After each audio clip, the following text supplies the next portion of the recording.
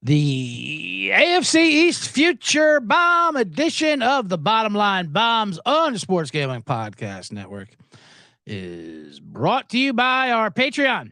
Score exclusive perks, content, and contests, including our NFL win total contest and win $1,000 prize. Join today at sportsgamblingpodcast.com/Patreon. We are also brought to you by Game Time. Download the Game Time app to get last-minute tickets at the lowest price guaranteed. Use promo code SGPN for $20 off. Promo code CFBX for a college experience. I wasn't supposed to read that, but I did anyway. But here comes the theme song.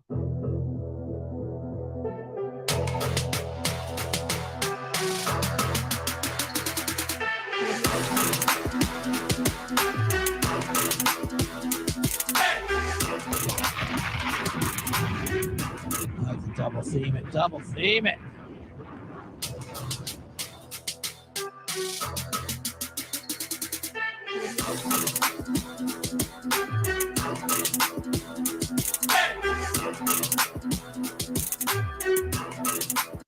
Welcome to the Bottom Line Bombs. I am your host, CJ Sullivan. Starting the stopwatch now on a Monday, August 14th, 2023. We got a great show for you today. I am the man in the box as well. I can do that in the beginning. Get everyone really excited for the show. That's what you're supposed to do. You're supposed to catch them up top. So I was reading about podcasts. You got to catch them up top. Something early and engaging, just like videos. TikTok videos, you got to get them that first 5 seconds. You got to be like, sit right there. Where do you hear this? Sit down. Story time, y'all. What? Shut up. Things always annoy me when I do that. But anyway. Oh, I should get the banner going as well for people watching live on YouTube. And there are some. I see you. I see you coming into the YouTube. Welcome. If you are coming into the YouTube, we've reached 100 subscribers. I'm actually kind of proud of that. Started from scratch only 17 years ago. No, about a year ago. But from scratch to 100. I don't know what I'm doing on there, but it's something. It's a number. It's a round number of subscribers. And I'm sure there's more that listen to that. Anyway, and then we're still hitting bumps. Obviously, the man in the box. As I produce the show myself, they lock me in this box. I do it. If you listened to last week's show, I apologize. It was a fine episode, fine content. I, of course, was amazing with my talents and diatribes and takes, but the soundboard wasn't working. That bomb sound effect you heard right there. The theme song, the man in the box, the NBA theme song, all of it wasn't working. I mean, it was working. It was working on my headphones, but it wasn't plugged in. It wasn't taking for some reason. So the episode that I put out there was just my voice raw dogging without any sound effects, without anything. And then you realize how much you do need it when you listen to it. I did listen to it. I was like, oh, God, this ain't good. And it showed in the numbers. You guys did not like it either. Anyway, so I appreciate you sticking through that. If you did, now we did a triple test, and this is working. So you get to hear all the amazing sound bites like whatever Duck One is. I'm not touching Deshaun Watson. I got to get my soundboard ready. Get my hilarious bits in there. Just instead of parlaying off their bits. Anyway, we have a great show for us today. For me and you. This is us. This is us together, C-generates. That's another thing I learned. You got to have a name for the fans, and you're my C-generates. Since it's a gambling show. We're going to talk some gambling today. The Phil Mickelson story. The Iowa stories keep getting better. We're going to have some World Cup lady bombs. We're down to 4 lady tournament semifinals. And then the AFC East, NFL. It's NFL season back. NFL season back. I like to skip words. So we're gonna break down the AFC East. We did the AFC South last week on Wednesday. Now we're gonna do the AFC East. It feels good.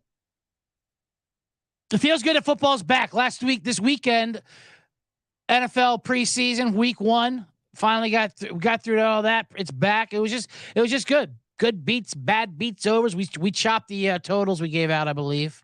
The 37 rule, which was on fire early on. Then a bunch of overs just hit. But it felt good.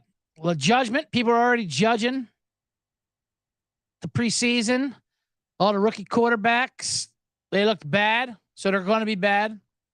I love the quick judgment. Well, Bryce Young, a bust.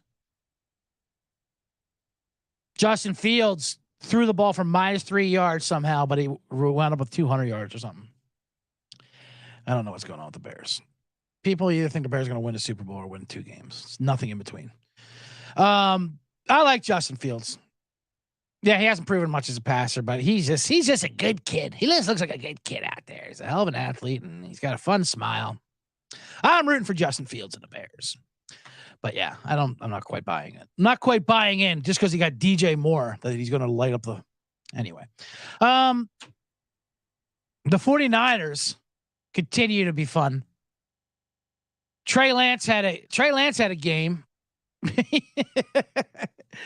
He's of course doing judge. Trey Lance is so bizarre with the 49ers because I don't want to go ahead and throw the kid say he's a bust, but he's a bust. But there's so many 49er truthers that like Lance truthers out there, the fans that think he's great. So you really have to split online if he's good or bad. He had a touchdown pass. It should have been that was a clear interception. It popped right out of the Raiders guy's hands and into the Niners fans. So it was a touchdown. So people ripped on him, and people also loved him because his numbers were good. It was 10 for 15 for 150 yards, but the numbers didn't tell the story, if you will.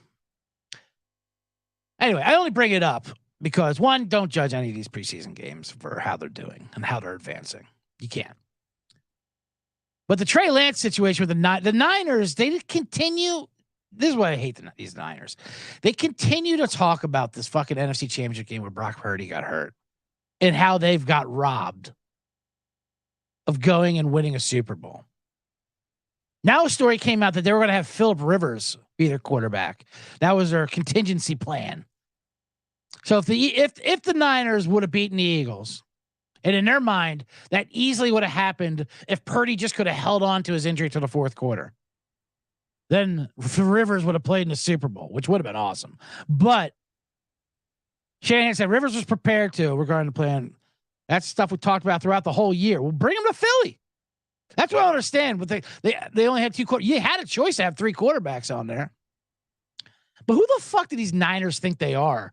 They think they're like the 94 Expos of this team that got robbed because of the strike. You know, they was going to win 150 games or something. Like, what do you think was going to happen? They got crushed in that game. I get it. They didn't have a chance when their quarterback got hurt, but like, oh, the fact they just assumed they were going to win that game. They annoy me. They annoy me. And that's why this Philip Rivers story annoys me too. You weren't going to win that game no matter what. I would have loved Philip Rivers in there though. And his 14 kids. That's how much he hates being home with 14 kids. Sure. I'll play a Super Bowl. Where's the Super Bowl this year? I'll show up. I want to drive the van with the kids. Pull up. Anyway. So it was just good to see preseason games again. Although I'll tell you what, I don't judge the rookie quarterbacks or any of that stuff, but I do judge. I was looking at Russell Wilson and the Broncos, so the whole Sean Payton things. That's the whole. We don't know what's going on with that situation. He didn't look great either. He looked like old Russell Wilson. They finally scored a touchdown in the second quarter, late in the second quarter. He's all celebrating, going nuts. I mean, I guess enjoy what you can get, but Jesus. And I like Jerry Jeudy as Offensive Player of the Year, but not as much anymore. I don't know. You see Arizona made a meme. It's a pretty funny meme. It was the crazy plane lady saying, you know, that motherfucker back there is not real. And they put Arizona Cardinals on her shirt. Then they go back to it. And then it's Russell Wilson doing stretches in the plane aisle. Because he did that before and it was all corny. We made fun of it. And but of course they had to take it down. Why? Because it was too funny and too good. Take it down. We're the NFL. You're the NFL. You can't do anything fun. Like, Jesus Christ. If you can't make a meme on Twitter or X, what can you do? Sorry for making fun of the $250 million quarterback. I mean, granted, you are losing it's a preseason game. Maybe that's why you take it down, but still. You could tell they just had the social media team just had that in a holster, way to go, open, because the game didn't mean nothing. Crazy plane lady, by the way, had to apologize on TMZ. She said she had a fun line. She had a whole story about like, well, I'm the crazy plane lady. Turns out she makes like $4 million a year, by the way, in Texas. Of course, these fucking crazy people. They all do fine. They all do better than me. Because I had a bad moment, and I get you're making fun of it, but it just happened to get caught on camera. What? Have you been outside since 2015? Everything is caught on camera. There's not one moment in life that's not caught on camera the second you leave your place. There's no such thing as privacy. Yeah. How did you get caught on camera screaming drunk on an airplane? Wow, what a candid moment. There was live surveillance of that happening on the news. That's all that happens on planes. It gets caught on camera. Anyway. Good for her. Keep bouncing back with her $4 million. Good for her. Good for that plane for not crashing like she predicted in the terminal. That footage just came up. I want to know what happened to that plane because they're not going to survive. Okay. All right. Final destination. Let's relax on that one. Anyway, on today's show, like I said, we're going to talk about some of the gambling with Phil Mickelson and Iowa stories. I'm going to break down the AFC East, give some Lady World Cup, and of course, a man in the box segment at the end regarding Gianni football and a new country protest anthem of the farmer North Richmond guy fucking thing you can't get away from. But before we get to that, let me tell you about Game Time. GameTime.co. By the way,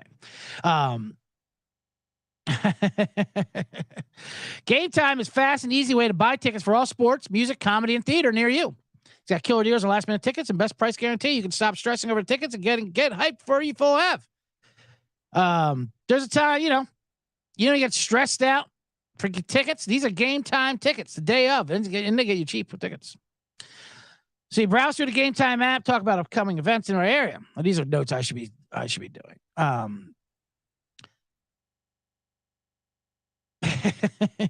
You snag the tickets without the stress on GameTime.co. You download the Game Time app, create an account, use the code SGPN, you get $20 off your first purchase. That's pretty good, especially the way tickets are nowadays.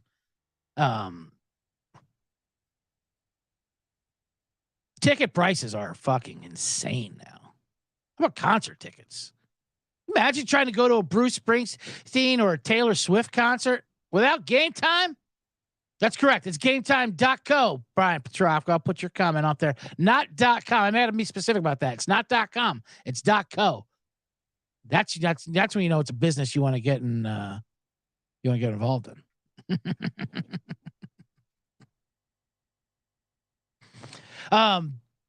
But yeah. So day of Game Time tickets. I know I was stressed out. A lady wanted to go to Taylor Swift, and they only cost $12,000 a piece. All these people who didn't care about Taylor Swift, it was for kids. Now they all want to go because that's where everyone's going to.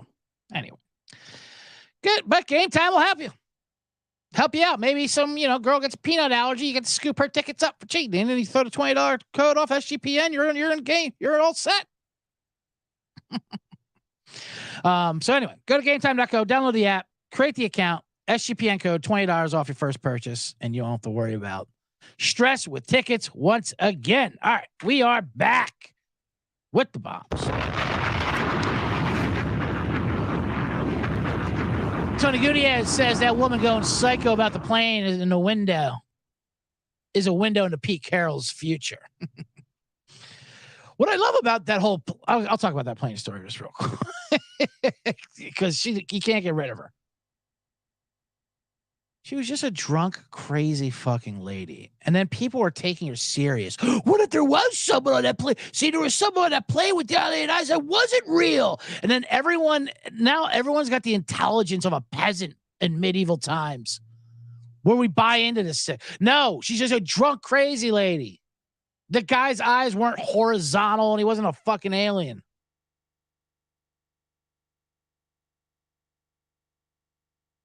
It's going to go down. All right. Maybe you should get off this plane.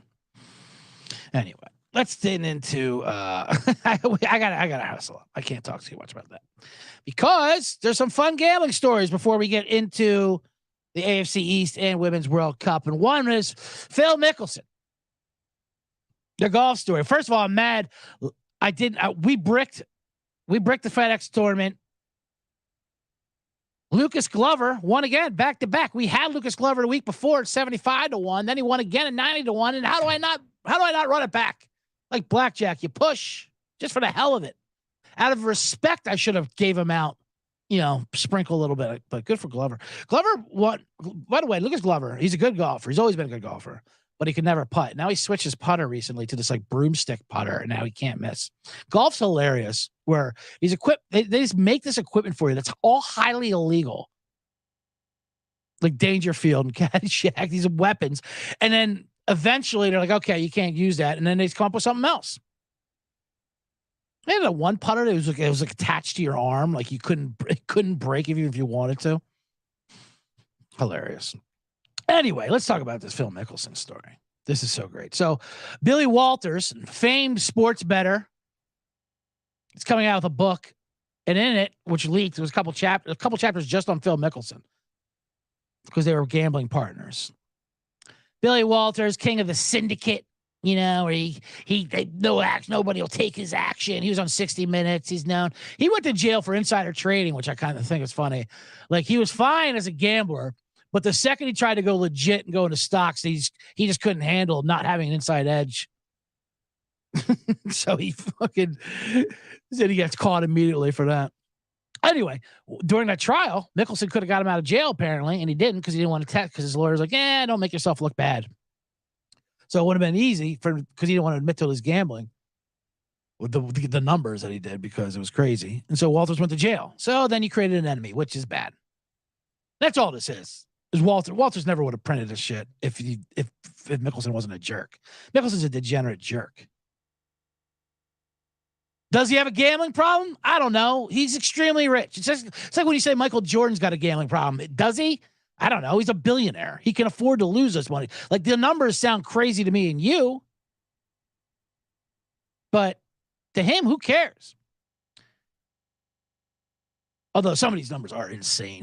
They said he bet more than $1 billion in sports, which, all right. Yeah, if you want to talk about total bets in play, that's like the rollover on your account. You're like, what? I got to get 20,000 to play. Like, yeah, you'll get there. Don't worry about it. Rollover, it's just total bets in play. He only lost, what, 100 million? It's nothing. It's nothing for Phil.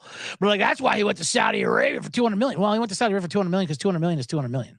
Not like he owed people this, but yeah, no, he's got a little sickness to him, but he can afford it. Do you have a gambling problem if you're listening to this show? Yes, you do. But like I say, not all problems need solved. They don't need fixed. Nothing wrong with it. Just lean into it. Kudos says the conspiracy building 7 shit mixed with his inevitable dementia, and he's right there with her. I got you, Gutierrez. I understand. Pete Carroll should hire her as an assistant at least. She's in good shape, that's for sure. Nothing like smoking hot crazy ladies. Anyway, what I thought was crazy number for Mickelson, he would bet 100,000 to 200,000 on per game. That was his normal play. That's a lot. And he did that over 100. What this is? I'm going to read this right. Walters writes that Mickelson would regularly wager 100,000 or 200,000 on football, baseball, and baseball. He alleges Mickelson's total gambling losses were close to 100 million. He also details specific gambling records of Mickelson's from between 2010 and 2014. He made 3,100 bets in 2011 alone, averaging almost 9 wagers a day. Okay. I can make 9 wagers before 9 a.m. like a Marine. Then some people do all day. This is crazy. He placed $110,000 bets to win $100,000, a staggering 1,115 times. That is a lot. But, if you can keep your head above water and you can only lose $100 million, sorry, Amy. The kids aren't going to Cabo. That's all. No big deal.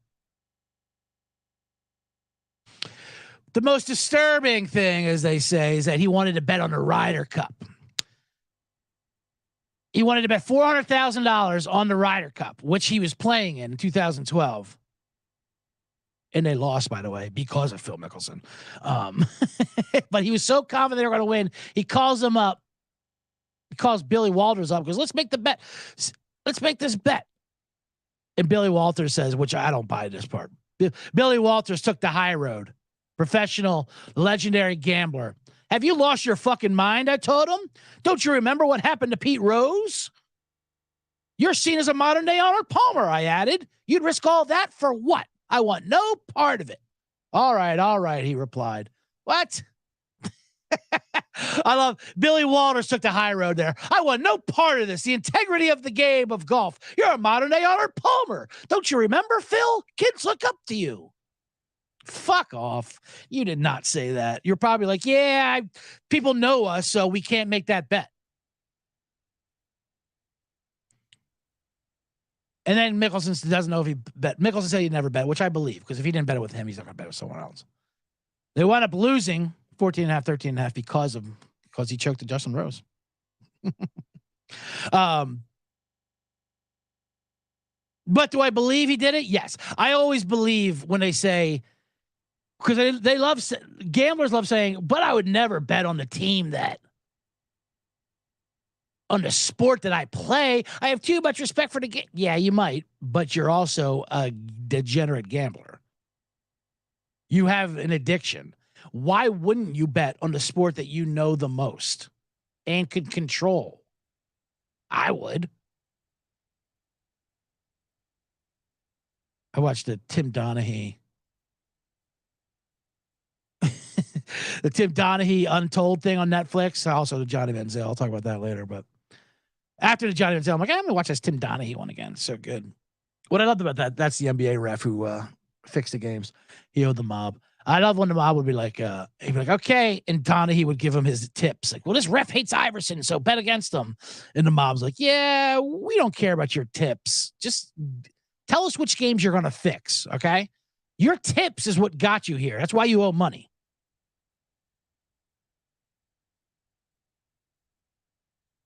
Kudos says, yeah. Rory's comments were classic. They were great.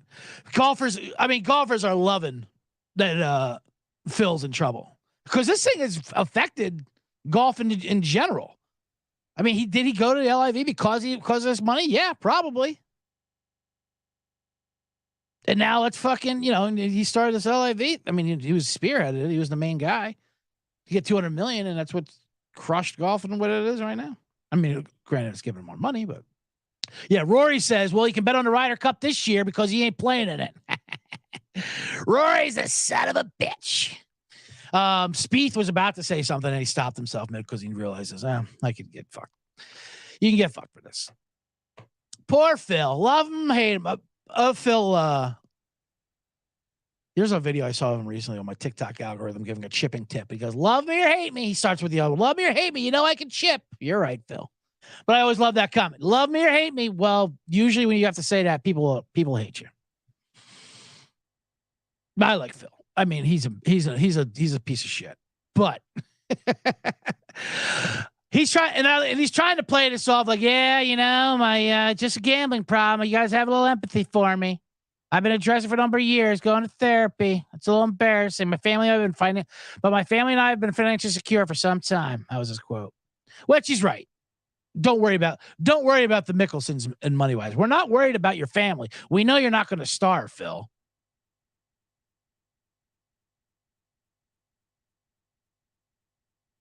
But you started a goddamn Saudi Arabian golf league because of this.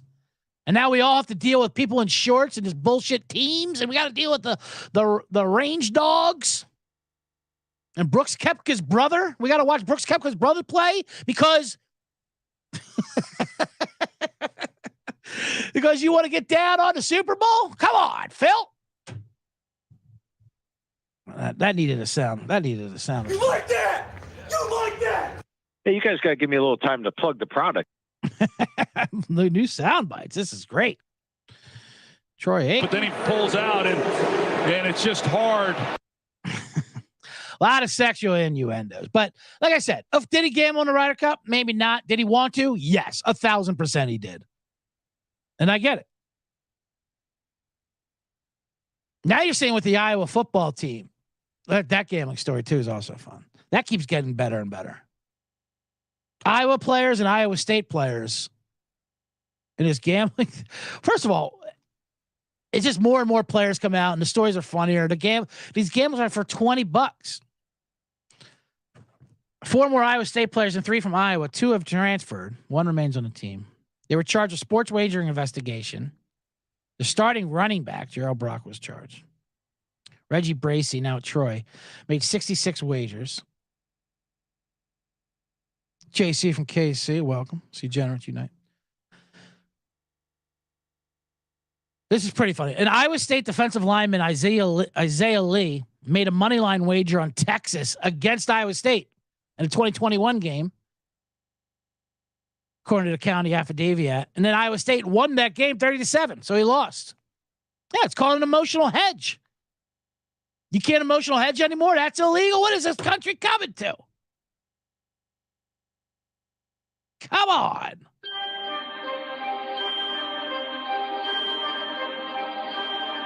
Like sands through the hourglass, so are the days of our league. I like these sound bites that have nothing to do with what I'm saying. Hashtag Legends Only. But, and then there's another player, running. I mean, they're all going to bet on their games. $20, $30, because they don't, like I said before, Iowa, it's like Footloose out there. You give them one vice and they're going to go nuts with it. They're going to go run wild. All the players are gambling. We can gamble. Ah! And they're putting $5 parlays in. They're taking their NIL per diem money and putting on teasers against themselves and then winning. And just to emotionally hedge. Good for Iowa. The NCAA deserves all of this. They deserve all this chaos that's happening with the gambling, because if they're going to be all for the money and you're going to withhold money from these players and finally give them NIL deals, which aren't enough for some of these kids. Yeah.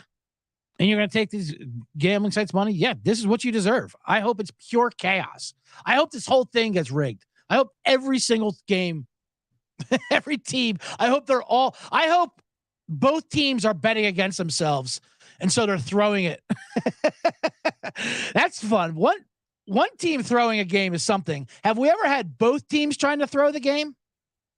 I can't wait to Iowa State and Iowa play each other in the shit bowl that they always lead off the season with. Those when they play each other, hammer the under. Because it's going to be nonstop turnovers and both teams tanking. That's going to be awesome. This has to be happening in other states, by the way. Why is it only Iowa coming out with this? They're the only ones investigating themselves? I might believe that too, actually, because that state's nothing but high school principals and teachers. They take that shit seriously. Shout out to Tom Madsen, principal of Mount Vernon in Iowa for 30 years. He runs a tight ship, and that's what they do. They run everything by the book, by the rules. So they report all these rules, even if it's a $15 bet. They got nothing but hall monitors to watch all this shit. I know. Todd Morris is right. Iowa, USC. Well, that was another one. Barstool reported that a D-back, defensive back, bet the under in the bowl game, and then he had a pick six to hit the over. He didn't even know. He had to have known. But what you can't do, you can't pull a Ronnie Harmon and throw the ball backwards once you get to the end zone. Anyway, that's gonna do it. I'm excited. Now I'm really excited for the Iowa State game. Both teams are throwing it. That'd be fun. All right, let me get to. I'm already wasting time with the show. I can never, ever I mean, I got a plan. I have a plan with the show, and we got a lot of listeners coming in. I love it, and thank you everybody. So we're going to take a quick ad read break, and when we come back, I'll do the AFC East preview, Women's World Cup bombs, and a man in the box. But first, let me tell you about the Sports Gaming Podcast Patreon. You sign up for the Patreon, get access to exclusive contests, including the NFL Win Totals contest with a $1,000 first place prize. Besides season-long contests, they have weekly content for the Patreons, a monthly SGP Stories podcast, completely ad-free and full behind-the-scenes stories from SGPN. I heard there's a Lenny Dykstra story in there that Sean's got. I got a Lenny Dykstra story as well. Everyone's got. If you grew up anywhere near where Lenny Dykstra played professionally, you have a Lenny Dykstra story. He liked to mingle. Anyway, there's even a Discord channel just for the Patreons. You can prevent corporate gambling. Do your part and sign up today. sportsgamingpodcast.com/Patreon. That's sportsgamingpodcast.com/Patreon. And we are back here at the Bottom Line Bombs. I am CJ Sullivan. Welcome everybody. Thank you for watching on YouTube. We got a lot of people on there. A lot of comments are flowing up. I love it. Like I said, we reached 100 subscribers. Started that from scratch. Feels kind of good. But make sure you hit the subscribe button and like it on YouTube. Get that algorithms going. I don't care if you ignore it afterwards. Just make sure you crank it up. Gutierrez says, yeah, it's like that South Park episode where they try to lose the baseball games because they don't want to have to spend their summer playing baseball. The other teams are better at losing on purpose. That was a great episode. Not wanting to play baseball. Here's the thing with throwing games in the mob real quick, and I don't get to the AFC South. I mean AFC East in the bombs that I have for it.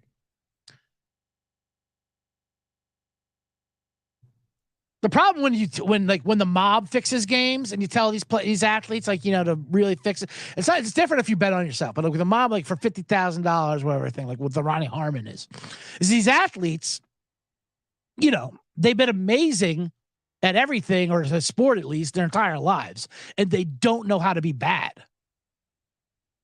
You can't just let them play bad. You can't be like, okay, Ronnie Harmon, the Iowa and the Rose Bowl, famously, he had 4 fumbles in the first half. And it was rumored that he got paid $50,000 to blow it. They were undefeated. They lost the game. National champ. And if you watch the highlights, it's hilarious. He's like Ronnie Harmon's running towards the end zone, break free for a touchdown, and then he kind of remembers, oh shit, I'm not supposed to do this. So on the 5-yard line, he just throws the ball backwards, in running motion. Whoops! Oh, there it goes. They just don't know how to fuck up. So you have to teach them how to subtly not look good. Subtly? Doesn't sound like a word. Sullenberger. That's me. I'm Subtlety Sullenberger. That's my good nickname. All the nicknames I got here. The man in a box of C-Generate. I didn't like Sullenberger. Tom Hanks playing that hero pilot. I thought, because I am, my last name Sullivan. I come from a long line of Sullys. All right. And Sully Sullenberger, the captain, he sullied up the name, if you will, and made us look bad by being a hero. Sullys don't save flights. They don't rescue flights. Sullys ruin flights. Okay. Anyway, that's my take on that. Now let's get to the AFC East.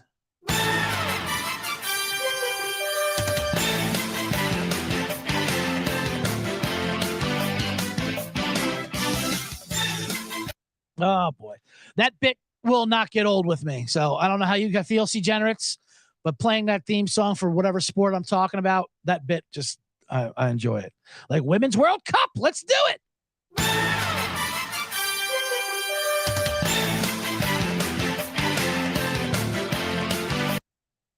R.I.P. to Pee Wee Herman. Let's do it.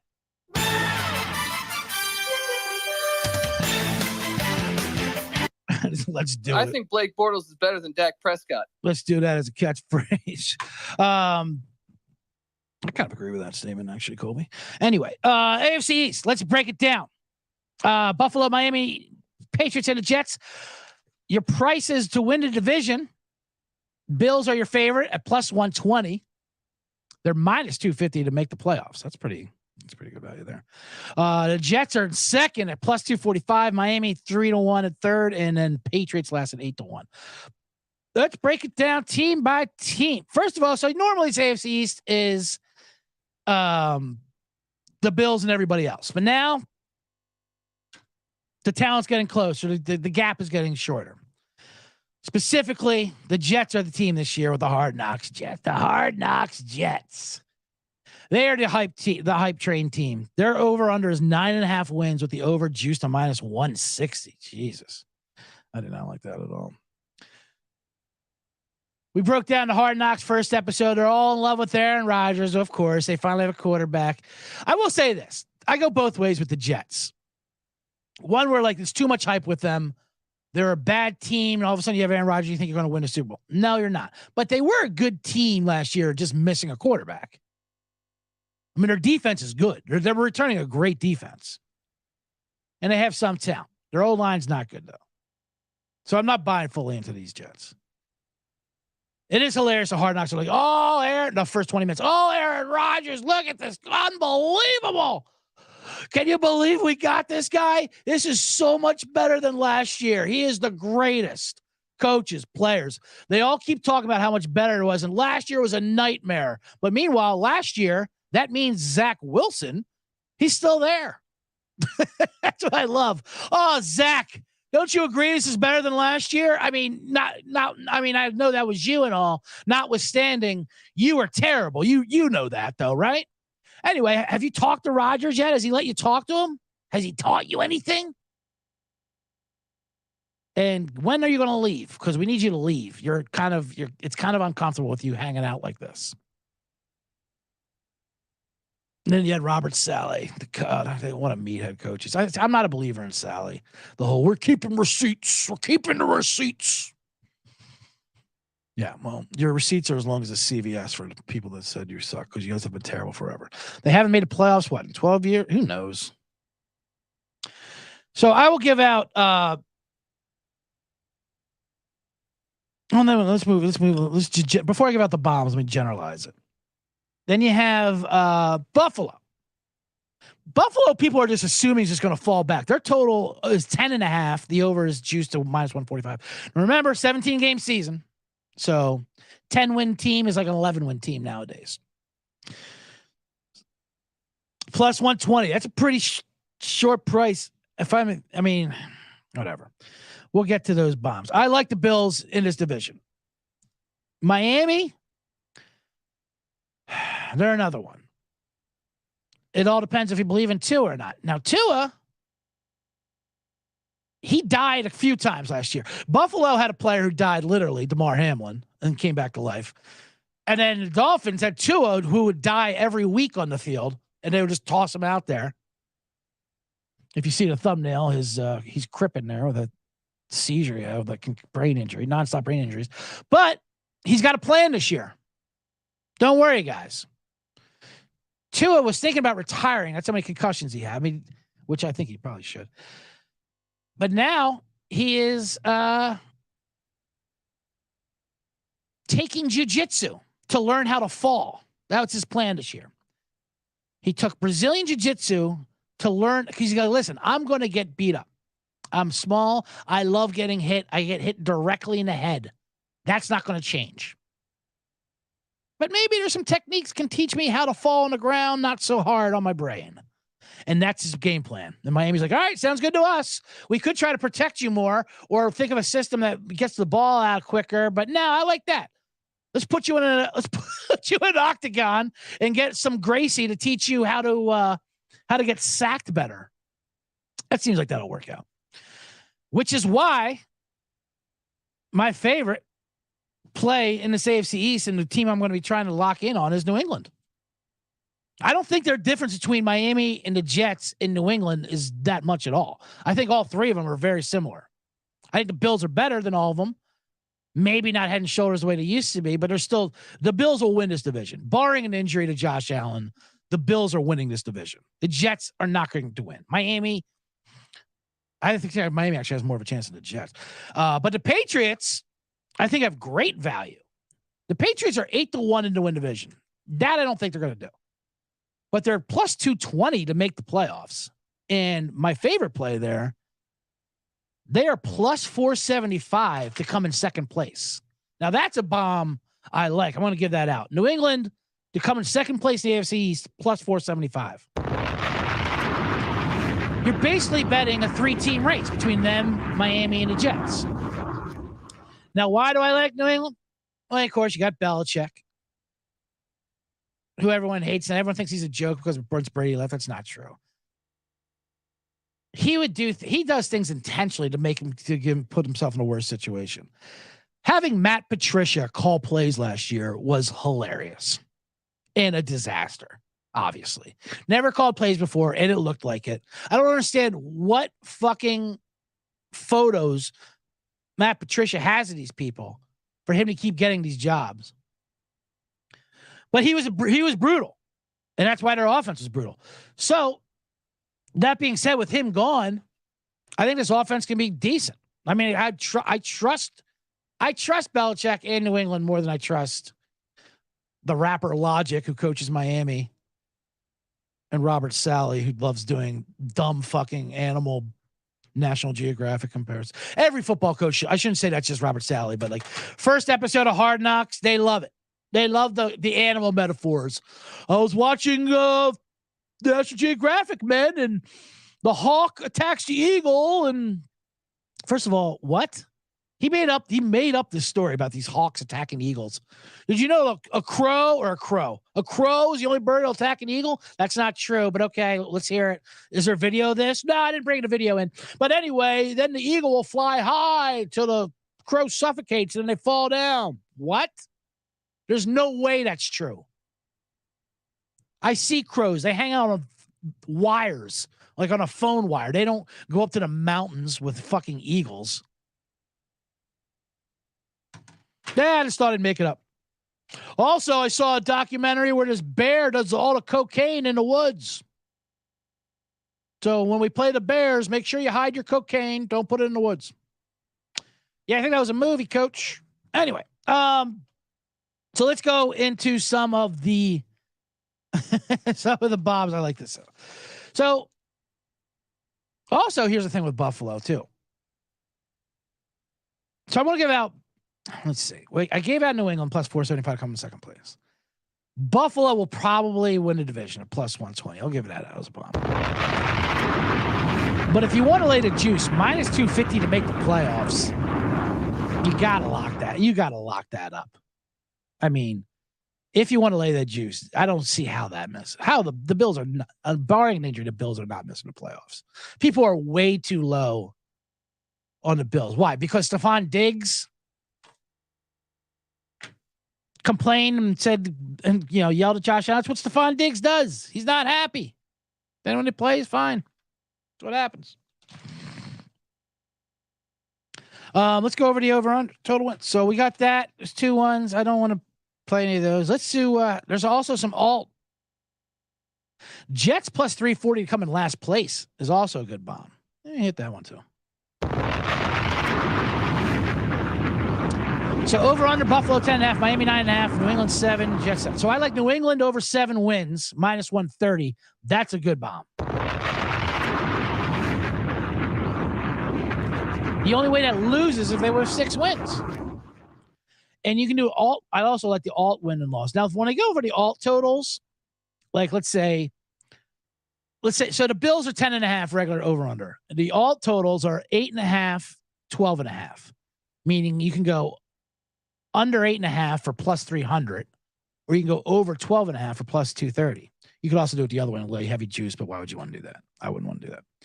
When you're looking at all totals, you want to look for doable numbers that are at plus money. And when I see that, I only see a couple. I see you want to play against the hype with Jets. See, they're at 9.5. And you get plus money under that, plus 130. Now, I believe in Aaron Rodgers this year. I'm not saying I don't. A motivated Aaron Rodgers, and he's scorned for some reason. He thinks he was wronged. He was not, but he thinks he is. So he'll be good for a while. But that O-line is going to break down on him. Michi Hall, Brees Hall, Michi Hall. Michi Hall's a comic. Brees Hall's a running back who's coming back from an ACL injury.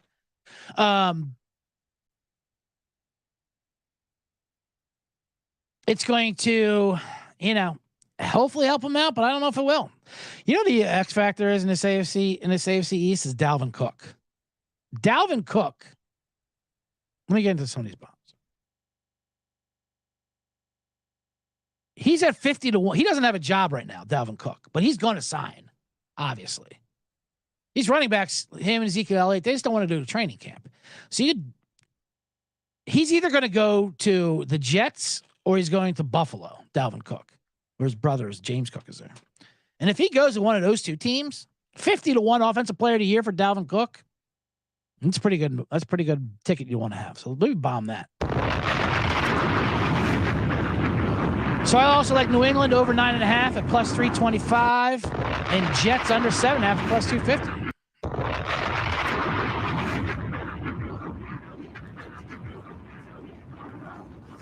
A few comments. Tom Moore says, hopefully John Tesh is not collecting royalties on this show. Now, John Tesh doesn't need my royalties. He wouldn't know. He's a drunk. John Tesh is Hasselhoff done right. He's a clean drunk. He wears a nice silk vest, I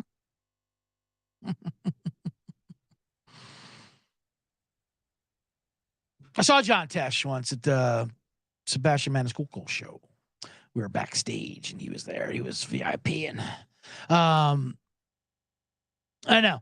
Anthony Goodrich, he had his silk vest on, like he was going to an Italian wedding or something in the 90s. It was Cavaricci's. Why does Patricia wear a pencil behind his ear with a laminated play sheet in his hand too? I know. It's not only that pencil, he's got that fucking huge like Dorney Park. But yeah, that's pretty funny. A pencil and a laminated sheet. The pencil's more for the look and the balance. Remember Mike Tice, the Vikings old coach? He would have that like Dorney Park novelty pencil, but it was huge. It was like a tree branch. Yeah. What are you writing in pencil? What are you writing? A giant miniature golf scorecard or something? And he would Sean Cole, legendary. I'll have him on the show one time. He would do a Mike Tyson impression. His press conference was Dante Culpepper, day to day, Jimmy Klein saucer, knee contusion. Anyway, that is funny about Patricia. Patricia, that story just came out actually about Patricia benching Malcolm Butler for the Eagles Super Bowl, the Patriots-Eagles Super Bowl. Remember when that Super Bowl Eagles won with Nick Foles? When there was like 100 points scored and there was no defense and the only player that New England had on defense was Malcolm Butler and Patricia benched him? Patricia benched him, it turns out. For acting up in practice or something, not hustling in practice. And all the players were like, why the fuck aren't you playing? And he goes, man, they're on their bullshit. And they all knew, they're under Patriot way bullshit. And then he went on to coach the Detroit Lions. It was an absolute debacle there. So now that Patricia's out of New England, I'm all in on these Patriots. They just had to get that out of there.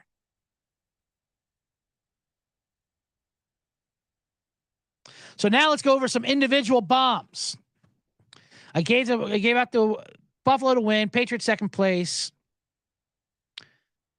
And while you're at it, why not a Bill Belichick Coach of the Year, 33-1? If New England does what I think they can do and win 10 games, if New England gets to the playoffs, he's in contention for Coach of the Year. Only because it's a narrative, the writers like to do it. They vote for the awards, and Belichick is always a narrative. As much as they hate him, they love him as a coach. And if he came back to say, okay, maybe Belichick is a good coach, because for a while now it's been all Tom Brady, he can't do shit without him. But I think that's how big the effect is of Patricia being gone. He's so bad that Belichick's going to remember how to coach again.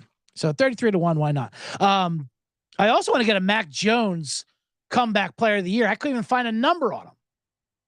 But I think the effect on that, I imagine it's around 100-1. I'll buy that. So we've got Mac Jones, comeback player of the year. That being said, comeback player of the year is a lock. It's going to be DeMar Hamlin. He's minus 400 now. He used to be plus money, but if he steps foot on the field, he's winning comeback player of the year.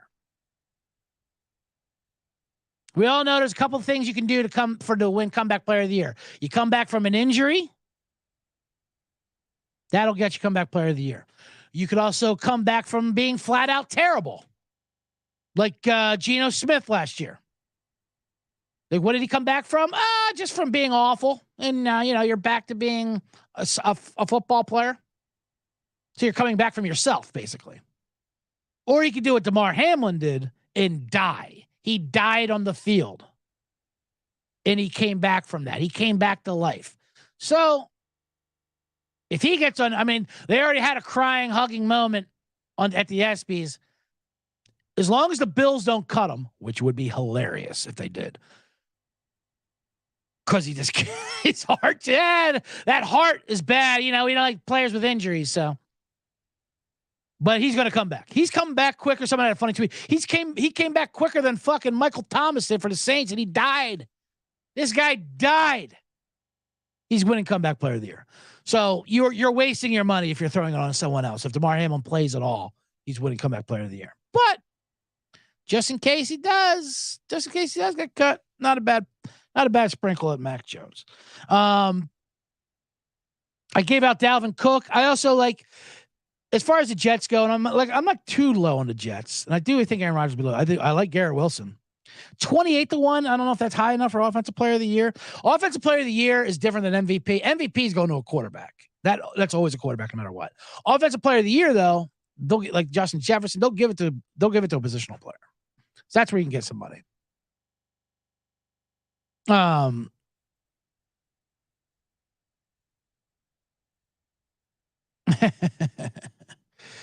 know Gutierrez, you're right. If Hamlin played in this preseason, they already hyped it up. He's winning. He's locking it up. Oh, Zeke just signed breaking news. Let me do that. Thank you, JC from KC. Do that again. Breaking news. Zeke Elliott just signed with New England. You know what? I'm not even confirm my source. I'm going with JC from KC. You're my source on that. Well, then, you know what? Even better. If Dalvin Cook goes to Buffalo, even better. With the Cook boys, you get them going to package. Actually, no, Dalvin Cook wasn't going to go to New England. He was going to go to the Jets or Buffalo. That's what I said. He's playing footsie with the Jets. I bet Dalvin Cook goes to the Jets. Zeke Elliott to New England, that does nothing. Although I can see Belichick love him. He's a goal line. He's a goal line back. Never recovered. Zeke Elliott. Oh man, I'm going very long now. Lizzo to the Big Ten, says Todd Morris. I don't know what that means. Oh, the Big Ten, of course. All right, so Garrett Wilson, 28-1. I'll give that as player of the year. And defensive player of the year, Sauce Gardner's 14-1. Jets have 2. And I'd rather take Quinnen Williams at 25-1. Let me give that out as a bomb. Sauce Gardner, and I love Sauce Gardner, and I can see where he might win it because the media loves it's a media award, and the media loves Sauce Gardner, but he is a New York creation. He's good, but he's not as good as the hype is around him. Although I do like that chain he got, the Sauce chain from Al the Jeweler, which dripping diamonds. All right. Anyway, that's the AFC East wrap up. I gave out Belichick Coach of the Year 33-1. New England to come in second place at plus 475 over their 7 wins, minus 130, over 9.5 plus 325 alternative wins. Buffalo to win the division, plus 120, make the playoffs, minus 250. I like that. Oh, also, here's a fun prop. Buffalo to start out 5-0, plus 600. Now, if you listen to the last one, I gave out Jacksonville to start out 5-0, plus 1,200. So hopefully, and Jacksonville and Buffalo play each other week 5. So that's what my dream is there, that they meet each other 4-0 in London. And then I'm free rolling a plus 600 and a plus 1,200. So let's bomb that. They start off with the Jets, and once they beat the Jets, they're fine. They got Vegas at home, at Washington, and Miami at home. They'll be, if they beat the Jets in that opener, they'll be 4-0 heading to London. So you'll be free rolling that. And then I like, even though I think Jacksonville might win that game, but if we have them there, that's something interesting. Anyway, all right.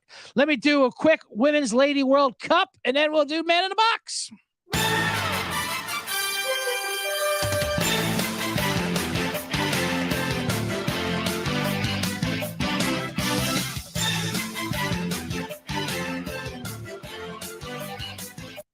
Speaking of free rolling in place, if you listen to the preview of the World Cup, the Lady World Cup soccer game that here in the box gave out Australia. We have a future on them at plus 950 to ship it, and they are now in the Final Four. It is Australia versus England, and then Sweden versus Spain. Those are Final Four lady teams left. The lady Final Four. So real quick, I'll just give out a couple bomb plays to play if you want to play them middle of the night. If you're on cocaine and you're watching the sport at 3 a.m., that's when it's going to happen. This is what I like. Both of them I like to draw, by the way. Speaking of plus money, one's plus 222 to draw, the other's plus 210 to draw. Both to draw. I will not take a side in Australia, England, and nor will I hedge because hedging is for gardeners. I will root for Australia. Hopefully we can get that future in at 10-1. But I do like the under. Australia and England under 2. England's defense has been great. Australia is giving up 3 goals the entire tournament, and that was in the first game when they lost 3-2 to Nigeria. Ever since then, it's been clean sheets abound. And England's defense has been just as good. They've given up like 1 or 2 goals. So under 2, it's a little juice to minus 118. Australia, England, bomb that. The other game, Sweden versus Spain. Like I said, I like the draws in both these games. This is tough. Spain's been really good, but normally they're not. Normally they choke. So to get Sweden, who I think Sweden's been a powerhouse, the lady Swedes, the lady socialists. That's my favorite thing too. When the right root against the American team because they hate fucking women. They're rooting for other countries. They're rooting for Sweden, who's socialist. Anyway, doesn't matter. But we're going to take Sweden to advance plus 150. Bomb that. So that is the Lady World Cup plays. Under 2, Sweden to advance. And if you want to sprinkle in the draws at plus 220 and plus 210, I wouldn't mind doing that. It's either. With that being said, oh, man, the show's getting late. Let's get to the box.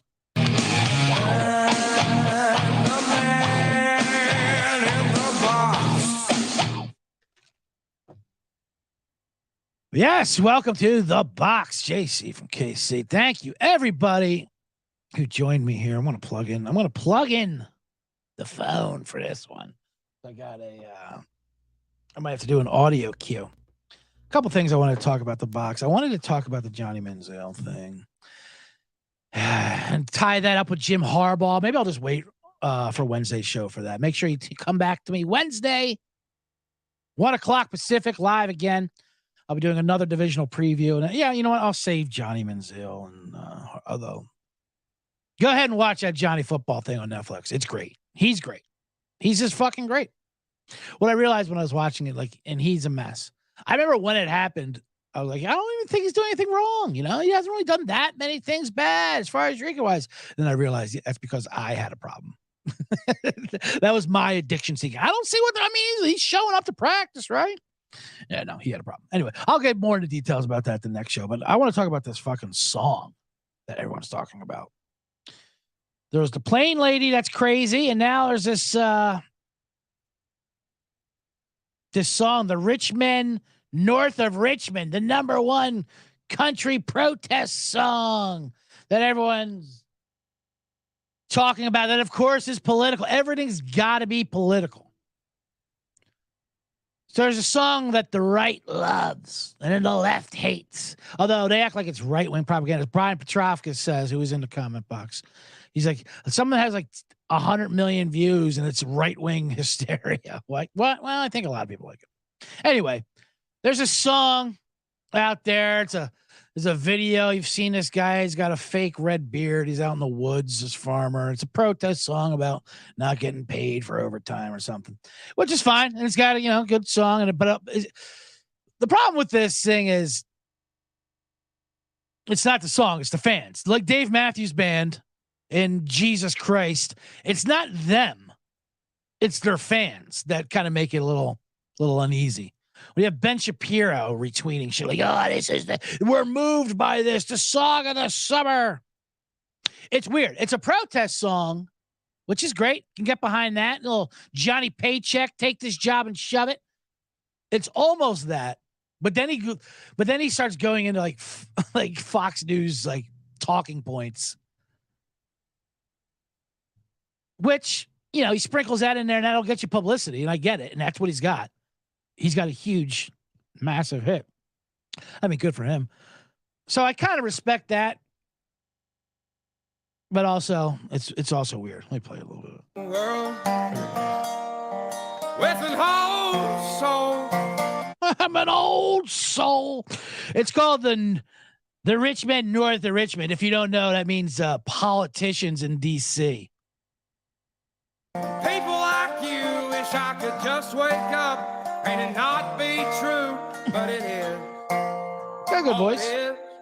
Living in the new world. Living in this new world. With an old soul. First of all, I hate people who claim they have an old soul. I'll say that right off the bat. I'm just an old soul. I got an old soul in my shoe, too. That's why I have plantar fasciitis. The fuck, you're an old soul. Oh, I'm just an old soul. Miss the times when you had to put ether in your car and go down a cobble road. I'm an old soul. I wish you had to lift a piano up 3 stories outside by a rope and blocks of ice.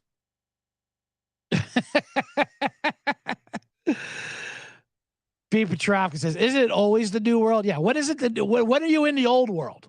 You're always living in the new world. These rich men north of Richmond, Lord knows they all just want to have total control. All right, that's fine.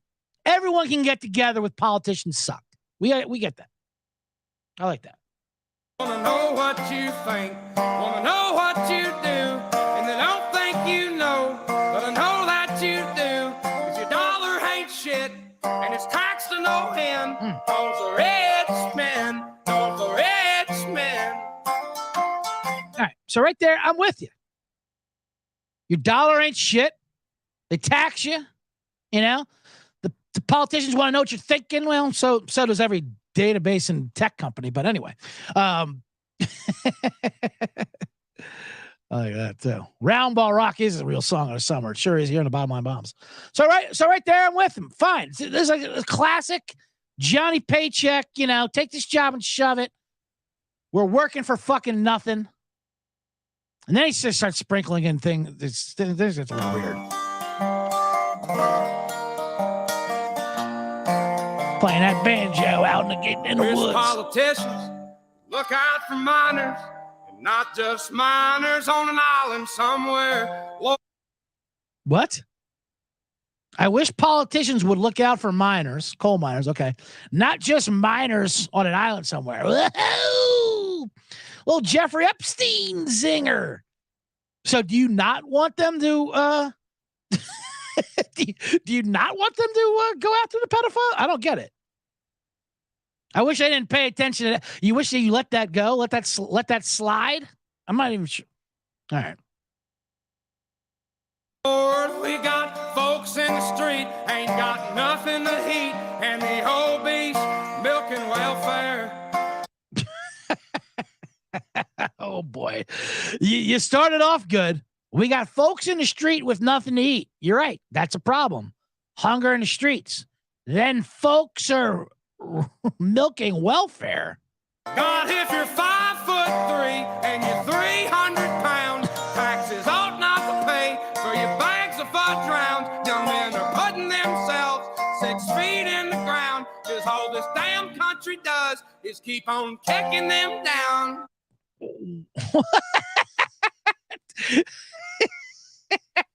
All right, folks in the street. And he goes, but obese people are taking advantage of the welfare. If you're 5'3" and 300 pounds, you shouldn't get chocolate rounds. What is he's complaining about people eating chocolate?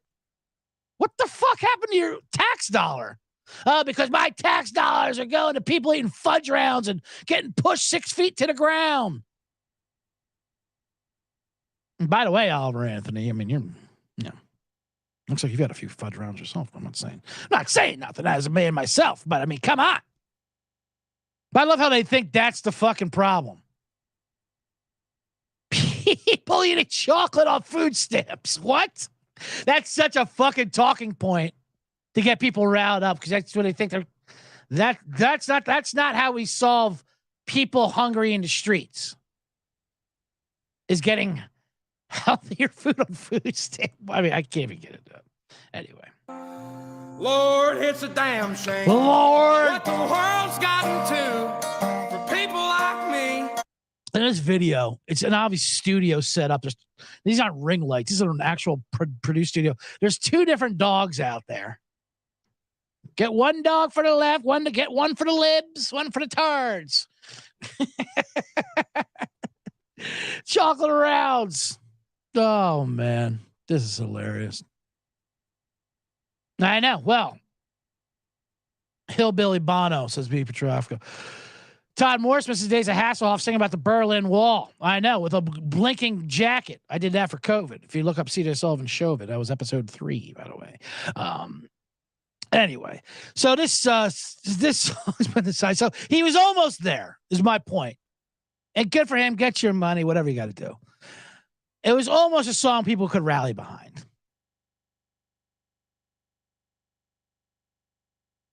Johnny Paycheck, by the way, would slap this pussy in the face with his dyed beard. There's a perfectly dyed red beard he has out there. And I have nothing against this guy. As I say, but I mean, come on. I love Johnny Paycheck. And this is all just an excuse for me to talk about Johnny Paycheck. Who was the best. And when his whole band said the worst thing you can do is give a hillbilly money. Because he would just do fucking blow nonstop. Take this job and shove it and take this blow and snort it. He was a fucking motherfucker. He would be on the front lines. They threw him out there. They tried to, when the coal miners were picketing, they tried to tell him to calm. Like they hired, the companies hired him to try to calm him down. Like he was gonna side with the companies. The Paycheck just went out there and got fucking hammered and said, "Let's fuck these corporations up." Anyway, that's gonna be my song of the summer. It's better than the Jason Aldean song. I'll give it that. The Jason Aldean song, Dog Whistles and All, is a horrible song. At least this has got a tune and this guy's singing with some passion and he's got a good voice and all that. If you like that genre of music, I can see people don't like that genre of music, but at least you could tell, like, all right, I can see what people get from it. The Jason Aldean song is just fucking garbage. Now I'm going to fire it up. This is a good song. I'm the man in the box.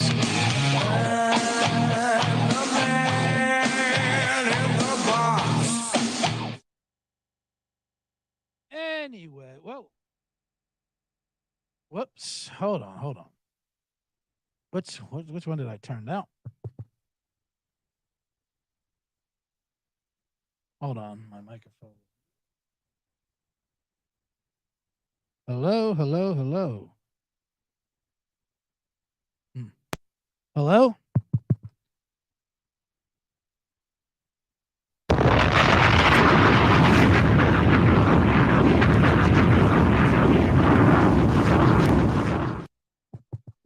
I can't. My mic's not even fucking working. Oh, well. Anyway, I'm just going to have to do it.